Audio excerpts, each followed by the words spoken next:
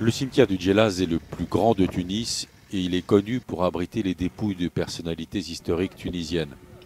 Le cimetière existe depuis 9 siècles, mais cette année n'est comme nulle autre. Hassan est fossoyeur, il dit avoir enterré plus de 800 victimes du Covid en l'espace de 8 mois. La gestion de la pandémie a cristallisé le mécontentement des Tunisiens. 5 ministres de la Santé se sont succédés en 18 mois et face à la colère, le président s'est octroyé les pleins pouvoirs le 25 juillet dernier. Je déteste la Tunisie, je déteste le gouvernement. Ce n'est pas un gouvernement. Les Tunisiens se plaignent tout particulièrement du manque d'oxygène et de l'arrivée tardive des vaccins. Il y avait 4 ou 5 malades pour une seule bouteille d'oxygène, raconte Yassine.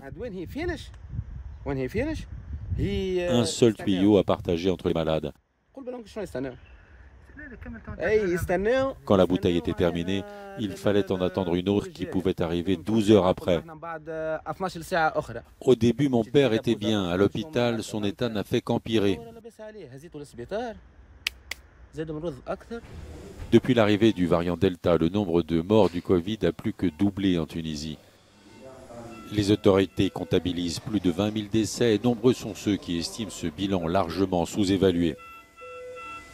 Début août, la Tunisie enregistrait le pire taux de mortalité dû au Covid de la planète.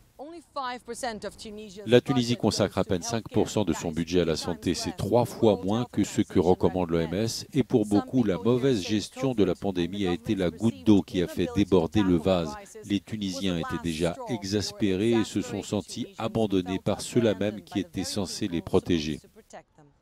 La population a en fait compris que nos vies, carrément, ne valaient pas la peine d'être sauvées. C'est le message qu'on a reçu de l'État. J'espère qu'aujourd'hui l'État a compris cette erreur-là. J'espère que le nouveau pouvoir maintenant, qui est devenu dans les mains du président, va changer de direction, va donner de l'importance à la vie humaine. Mais s'il ne le fait pas, même ce pouvoir-là va rejoindre les autres politiques et le peuple tunisien n'acceptera plus d'être sacrifié comme ça pour lui. Selon l'Organisation mondiale de la santé, la situation épidémique de la Tunisie commence à légèrement s'améliorer. L'agence onusienne appelle le pays à accélérer la vaccination de la population. Jusqu'à présent, à peine 9% des Tunisiens ont été vaccinés contre le Covid-19. La semaine dernière, la Chine et l'Union européenne ont envoyé 6 millions de doses de vaccins à la Tunisie. Le président Kais Saied a annoncé qu'une opération de vaccination massive débuterait dès dimanche.